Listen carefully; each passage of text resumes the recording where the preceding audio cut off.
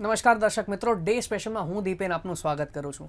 અમે જાણીએ છીએ કે દર વખતે અમારા શોની અંદર એક નવા વિષય સાથે આપણે આવીએ છીએ અને ચર્ચા કરીએ છીએ.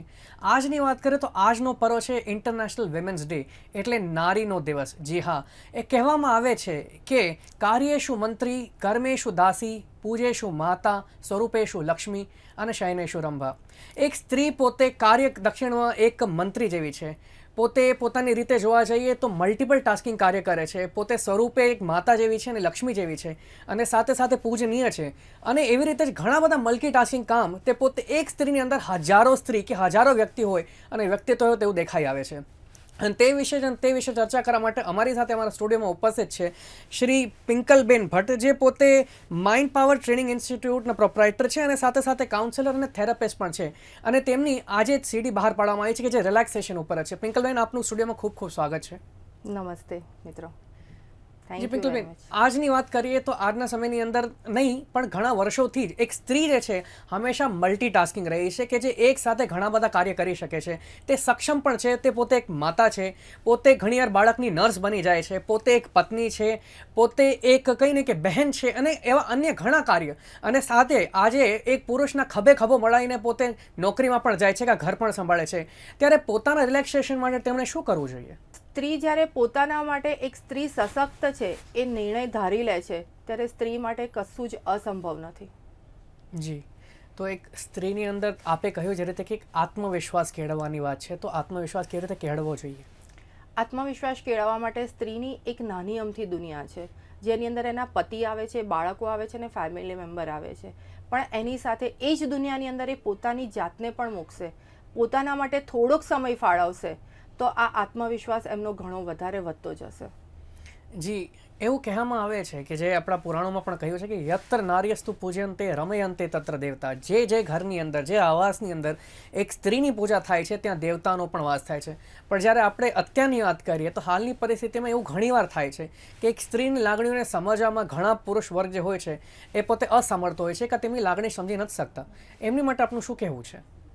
લાગણી સમજવા માટેના શબ્દ એવું છે કે મને શું જોઈએ છે ને તમે શું આપો છો, આ બેનો ફરક એ બહુ મોટો છે. જ્યારે તમે તમારે શું આપવું છે એની બદલીમાં સામેવાળી વ્યક્તિને શું જોઈએ છે, આ એક પુરુષ સમજી જશે કે મારી વાઈફને શું જોઈએ છે, મારી પત્નીની શું ઈચ્છા છે, ત્યારે આ સમસ્યા નહીં રહે. તો અમારા પુરુષ દર્શકો માટે આપ શું કહેવા ઈચ્છો છો કે એક પત્ની શું ઈચ્છે છે, એક બહેન શું ઈચ્છે છે, એક સ્ત્રી શું ઈચ્છે છે? પુરુષોમાં કયા ગુણ હોવા જોઈએ? ગુણ કરતાં પણ વધારે અગત્યનું છે ખાલી તમે એને પ્રેમથી મળો. એ જે કંઈ પણ તમારી લાગણી કેર કરે છે એને ગ્રાન્ટેડ ગણવાની બદલીમાં એની વેલ્યુ કરો. એને પૂછો તને શું જોઈએ છે. બેટા તું થાકી ગઈ છું, બેટા તું આજે મમ્મીનું કામ કરી રહી છું. પત્નીને પૂછો આજે તે આખો દિવસ ઘણું કામ કર્યું, ચાલ તું બેસ મારી સાથે, આપણે કંઈક વાતો કરીએ. કોઈક બીજાની, કોઈક આપણી, કોઈક આજુબાજુની આડી અવળી કંઈક એની સાથે વાતો તો કરો ટીવી જોવાની બદલીમાં. જી, આપે કહ્યું કે એક સ્ત્રી જે પોતે છે કદાચ આપની સાથે બે ઘડી વાત કરવા જ માંગે છે અને કદાચ પોતાની જાતને, પોતાની એને કે સામેવાળી અંગતજન સામે શેર કરવા માંગે છે.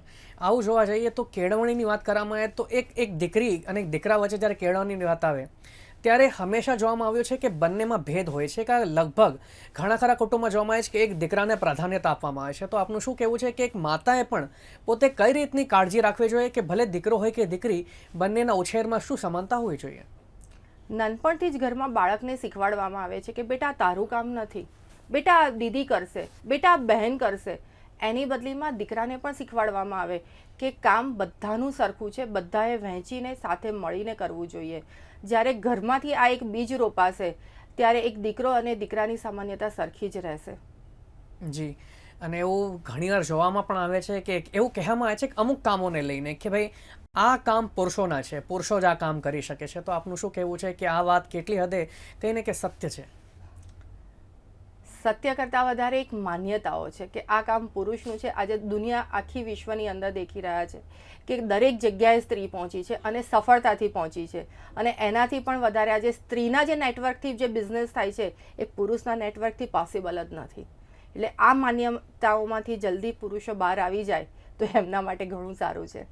જી, આપણે જોઈએ છે કે જૂના સમયથી જ મૈત્રી ગાર્ગી હોય કે પછી માતા સીતા હોય કે પછી આપણે ઇન્દિરા ગાંધી સુધી કે કસ્તુરબા સુધીની ઘણી સશક્ત નારીઓ આપણી સામે છે ઉદાહરણ સ્વરૂપે.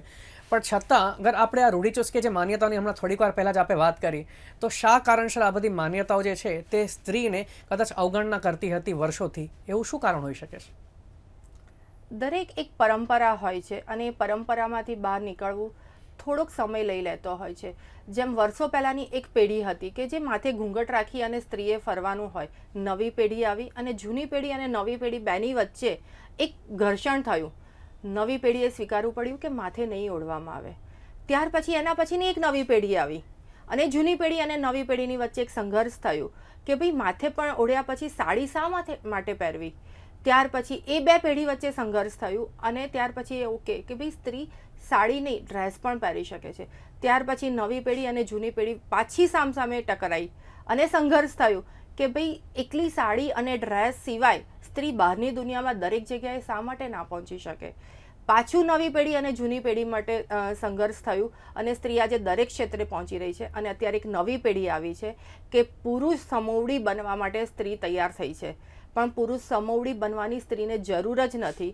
ઓલવેઝ કાજલ ઓઝા વૈદે એના બુકની અંદર, એના લેખની અંદર, એના દરેક વિડીયોની અંદર કહેવામાં આવ્યું છે કે પુરુષની સામે એણે પડવાની જરૂર જ નથી, કારણ કે પોતે જ એટલી શક્તિ એની અંદર ભરેલી છે કે જે કદાચ પુરુષોએ વિચારવું જોઈએ કે હું આમાંથી શું લઈ શકું. જી, જે રીતે આપે કહ્યું કે એક સ્ત્રી હોય છે તે ખૂબ સશક્ત છે ને આજની સ્ત્રી જે છે પુરુષ સમોવડી છે.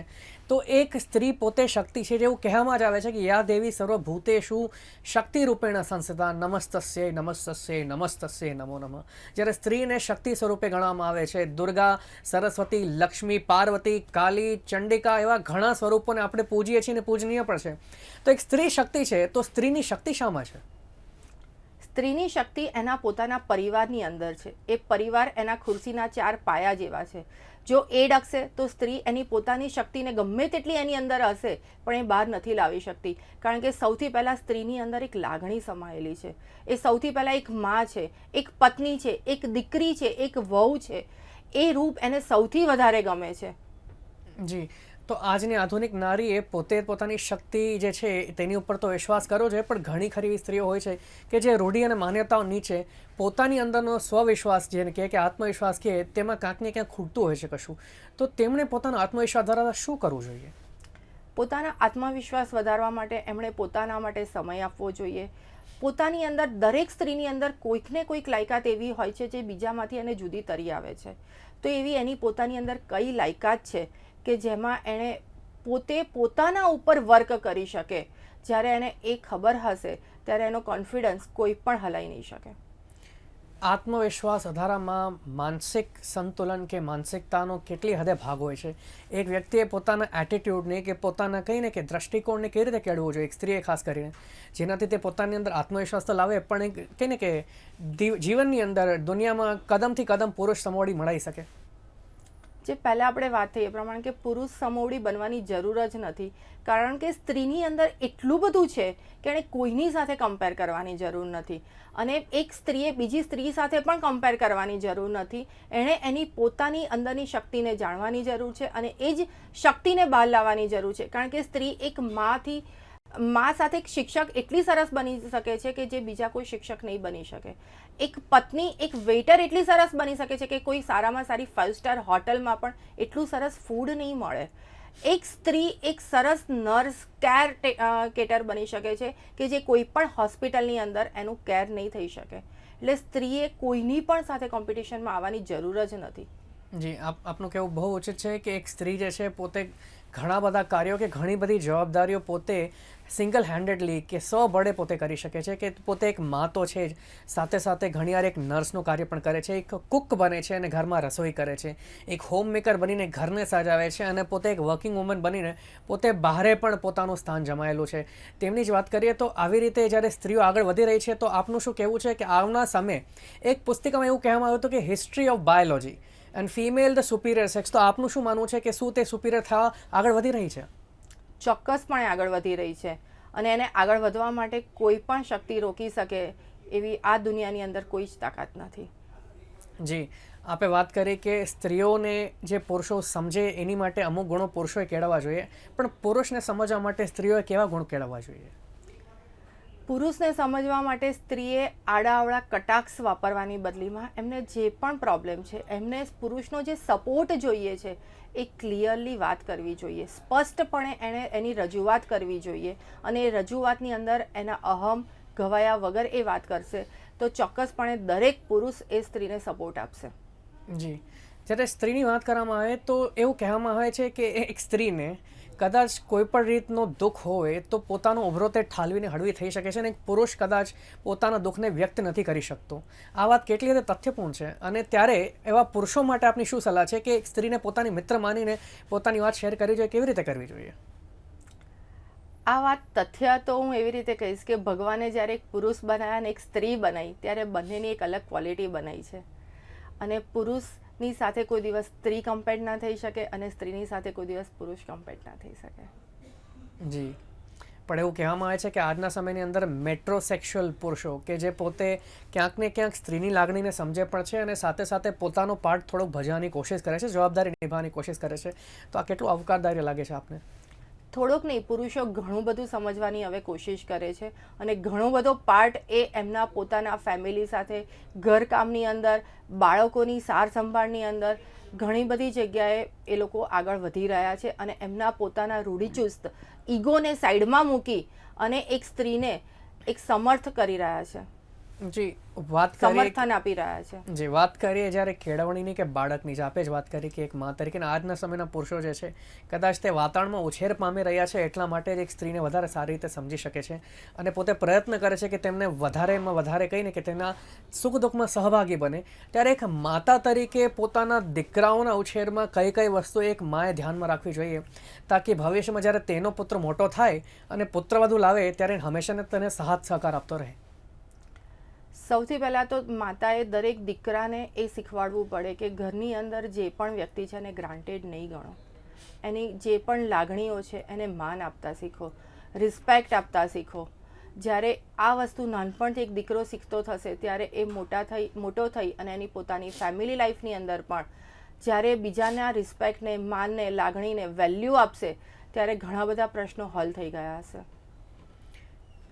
આ એક ઓબ્ઝર્વેશન છે. એવું કહેવામાં આવે છે કે ઘણીવાર સ્ત્રી પોતે જ પોતાના હક માટે નથી લડતી. એક સામાન્ય ઉદાહરણ લઈએ તો ઘણીવાર જોશો આપ કે સામાન્ય બસની અંદર જે ટ્રાન્સપોર્ટેશન્સવાળી બસ હોય છે તેમાં સ્ત્રીઓના સીટ ઉપર ઘણા પુરુષો બેસેલા હોય છે અને પાછળથી જે સ્ત્રી આવે છે તે પોતે તે ભાઈને ઊભા પણ નથી કરતા અને ચૂપચાપ ઊભા ચલાવી લે છે. તો આપને નથી લાગતું કે સ્ત્રીઓએ ક્યાંક પોતાની અવાજને સશક્ત કરવાની પણ આવશ્યકતા છે આવા સમયે? સ્ત્રી એટલા બધા કામો કરતી હોય છે ત્યારે એને આવા નાના નાના કામોની અંદર અવાજ ઉઠાયા વગર ચૂપચાપ સડસડાટ આગળ વધવું ગમે છે કે એ અવાજ ઉઠાવવામાં એ એનર્જી વેસ્ટ નથી કરવી, કારણ કે આગળ જઈને ઘણા બધા મોટા કામ કરવાના છે. આપની વાત ઉચિત છે, પણ કદાચ એક સ્ત્રી દાક્ષિણ્ય જે પુરુષોમાં કેળવવું જોઈએ, કદાચ આજે આવી વાત માટે તે પોતાની અવાજ ઉઠાવે તો એક સમાજ એવો તૈયાર થશે કે જેની અંદર એક રીતના સંસ્કાર બનશે કે જ્યારે કોઈ પણ સ્ત્રી, ભલે ચાહે એ બસ હોય કે કોઈ પણ વાહન વ્યવહાર હોય, તેમાં અગર ઊભી છે તો તેને પોતાની સીટ આપવી, આ દાક્ષિણ્ય કે આવી રીતના બીજા સંસ્કારો કેળવવા કેટલા આવશ્યક છે. જ્યારે ઘરની અંદર આપણે આગળ વાત થઈ એ પ્રમાણે કે એક મા દીકરાને એક વેલ્યુ આપતા શીખવાડશે ત્યારે બહાર સ્ત્રીએ અવાજ નહીં ઉઠાવવો પડે, ઓટોમેટિક પુરુષ ઊભો થઈ જશે અને એને કહેશે કે મેડમજી આપ બેઠો. જી, અને નારી શિક્ષણ માટે આપનું શું કહેવું છે કે કેટલી હદે આવશ્યક છે અને તેનાથી કેટલું સારું પરિણામ આવી શકે છે એક પરિવારની અંદર જ્યારે એક દીકરી પોતે ભણે છે ત્યારે? દરેક મા બાપને મારે ખાસ તો એ બહુ જ દિલથી વિનંતી કરું છું કે મારી દીકરી મોટી થઈ ગઈ, હવે મારે એના મેરેજ કરવાના છે, મારે એનું ઘર સેટ કરવાનું છે. એક આ પારંપરિક વિસ્તારમાંથી એ લોકો બહાર નીકળે. દરેક મા બાપને એની દીકરીને શું ભણવું છે, ક્યાં સુધી પહોંચવું છે, પોસ્ટ ગ્રેજ્યુએટ બનાવો. આગળ એના પોતાના વિચારોને તમે પૂછો કે બેટા હવે તારે આગળ શું કરવું છે. ત્યારે એક સ્ત્રી ખરેખર પોતાના જીવનમાં આગળ વધી શકશે. અત્યારે ઘણા બધા મારી સાથે કાઉન્સેલિંગમાં પણ આવે છે, આ પ્રશ્નો સતત મને સતાવે છે. ભાઈ મારી દીકરીની ઉંમર 24 વર્ષ થઈ ગઈ, 25 વર્ષ થઈ ગઈ એટલે મારે એને પરણાવી દેવી જોઈએ, કોઈક સારું ઘર મળ્યું છે, દીકરો હા પાડે છે, સામેવાળા છોકરા સારા છે તો દીકરીએ મેરેજ કરી લેવા જોઈએ. આ ક્યાં સુધી ઉચિત છે? જી, એક વસ્તુ જોવા જઈએ તો ઘણીવાર ભારત દેશની અંદર વાત કરીએ, ખાસ કરીને અમુક જગ્યાએ તો એવું કહેવામાં આવે છે કે અમુક ઉંમર ક્રોસ કર્યા પછી કોઈએ પણ, ચાહે પુરુષ હોય કે સ્ત્રી, અને ખાસ કરીને સ્ત્રીએ લગ્ન કરી લેવા જોઈએ. તો શું લગ્ન જ કોઈ વ્યક્તિના જીવનનું ધ્યેય છે, અંતિમ ધ્યેય છે, એવું તો ના હોઈ શકે ને? આપને આવા માતા પિતા વિશે શું કહેવું છે કે કઈ વસ્તુમાં કહીને કે તેમને સ્ત્રીઓને કે પોતે દીકરીઓને તક આપે પોતાની જાતને પુરવાર કરવા માટે? નહીં, લગ્ન કરી જ લેવા જોઈએ એના કરતાં લગ્ન કરવા જોઈએ. એ દીકરીને જાતે નક્કી કરવા દો ને. આપણે અત્યારે ઐશ્વર્યા રાય બચ્ચનની વાત કરીએ કે ભાઈ ઐશ્વર્યા રાય બચ્ચન આજે એક મિસ વર્લ્ડ છે. એમણે એની પોતાની કેરિયરમાં સંતોષપૂર્વક કામ કરી લીધા પછી એમણે મેરેજ કરી અને આજે એમની ફેમિલી સાથે સંતુષ્ટ છે. કેરિયર કરતાં વધારે અગત્યનું એમની પ્રાયોરિટી એમની ફેમિલી છે અત્યારે. એવી જ રીતે એક સ્ત્રીને નક્કી કરવા દો ને કે મારા માટે અત્યારે પ્રાયોરિટી કેરિયર છે કે ફેમિલી છે. જી, બરાબર છે. સ્ત્રીને પ્રેરણાની વાત કરીએ તો સ્ત્રી તો ઘણા ખરા લોકો માટે પ્રેરણા તરીકે એને સાબિત થાય છે અને પ્રેરણા આપે છે. આપની વાત કરીએ તો આપની માટે પ્રેરણા સ્વરૂપ કોણ છે? આપના માં કે કોઈ બીજું કોઈ? મારા માટે પ્રેરણા સ્વરૂપ બે છે. એક તો મારી મમ્મી અને બીજી મારી દીકરી. મારી દીકરીએ મારા માટે એવું કહેવાય કે એ મારી માં છે, કે મારી કેર કરે છે, મારી સાર સંભાળ લે છે. અને મારી માં એક એવી છે કે કાયમ માટે મને કોઈ પણ જગ્યાએ આગળ રોકવા માટે, આગળ આવવા માટે એવું નથી કીધું કે બેટા આ તું દીકરી છું, તું આ ના કરી શકે. કાયમ મને પ્રોત્સાહિત કરી છે, યસ બેટા તું કરી શકીશ, અને દરેકની આગળ કે મારી પિંકલ કંઈ પણ કરી શકે છે. આ શબ્દ એમના માટે મને કાયમ માટે આગળ વધારવા માટે ખૂબ હું એમનો આભારી છું. જી, આજે જ્યારે વર્લ્ડ ઇન્ટરનેશનલ વિમેન્સ ડે છે તો આપના તરફથી આપના કહીને કે જેટલા પણ સ્ત્રી વર્ગ, જેટલા દર્શકો છે અને આખા વિશ્વની જેટલી પણ સ્ત્રીઓ છે તેમની માટે કોઈ સારો સંદેશ જે આપ પાઠવવા ઈચ્છતા હો? દરેક સ્ત્રી માટે હું એ સંદેશ પાઠવવા ઈચ્છું છું કે સ્ત્રીએ પોતાના માટે સમય ફાળવવો જોઈએ. પોતાની ગમતી અગમતી રુચિને પણ એણે ચોખવટપૂર્વક કહેતા શીખવું જોઈએ. અને ફેમિલી સિવાય બહારની દુનિયામાં પણ એણે વિચારવું જોઈએ કે મારી કઈ બીજી એક દુનિયા છે. અને પુરુષ માટે કે ભાઈ તમે દરેક સ્ત્રીને એક માન, સન્માન અને એક રિસ્પેક્ટ આપો. જી, આપનો ખૂબ ખૂબ આભાર પિંકલબેન અમારા સ્ટુડિયોમાં આવવા માટે. Thank you very much. જે દર્શક મિત્રો, તો આજની નારી કે જૂના સમયથી જેટલી પણ નારી એક શક્તિ તરીકે પુરવાર થયેલી, નારી તું નારાયણી છે એવું કહેવામાં આવે છે. ચાહે કલ્પના ચાવલા હોય કે પછી સુનિતા વિલિયમ્સ જે અવકાશ યાત્રા કરે છે, કે સ્પોર્ટ્સની અંદર સાયના નેહવાલ અને સાનિયા મિર્ઝા હોય, કે ફિલ્મ ઇન્ડસ્ટ્રી અંદર પ્રિયંકા ચોપડા કે દીપિકા પદુકોણ હોય, કે પોલિટિક્સની અંદર વસુંધરા રાજે, કે પછી ગાંધીજીના જ પત્ની ધર્મપત્ની કસ્તુરબા ગાંધી હોય, આવી નારીઓના ઘણા ઉદાહરણો આપણી સામે છે અને આપણે તેમને બિરદાવત રહ્યા અને સલામ કરવું. આવા જ એક નવા વિષય સાથે ફરી મળીશું. ત્યાં સુધી રજા આપજો. નમસ્કાર.